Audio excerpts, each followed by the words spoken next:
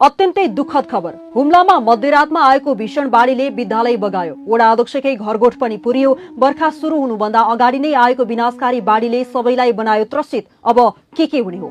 दशबिन हुम्लामा मध्यरातमा एकाएक असिनासहित आएको भीषण वर्षाले गाउँको विद्यालय नै बगाइदिएको छ। चङ्खेली गाउँपालिका 5 को नेप्का गाउँमा खसेको पहिरोले चङ्खेली 5 डाँफे स्थित आधारभूत विद्यालय भवनमा क्षति पुर्याएको हो। दृश्यमा देख्न सक्नुहुन्छ बाढीले सिङ्गो गाउँ नै जोखिमको धरापमा पारिदिएको छ। त्यहाँ खोला छैन तर विद्यालय र घरगोठ बगाइदिएको छ। 81 असिना पानी परेपछि खसेको पहिरोले विद्यालय भवन सहित खेतीयोग्य जग्गा र गोठ पनि क्षति पुर्याएको चङ्खेली 5 का बासिन्दा छक्का बहादुर तामाङले जानकारी दिएका छन्। चङ्खेली 5 का वडा अध्यक्ष हर्कधन तामाङ र धनसिंह तामाङका गोठ पनि पहिरोले पुरिदिएको बताइएको छ। त्यहाँ रहेका भेडा बाख्रा समेत क्षति पुगेको छ। पालिका केन्द्रबाटै 5 घण्टा हिँड्नुपर्ने यो विकट गाउँमा यकिन क्षतिको विवरण बुझ्न प्रहरीको टोली भर्खर त्यहाँ जाँदैछ। बर्खा सुरु हुनुभन्दा अगाडि एकैछिन परेको पानीले त यत्रो विनाश गर्यो। अब बर्खा सुरु भइसकेपछि के हुने हो? गाउँमा त्रास छाएको छ।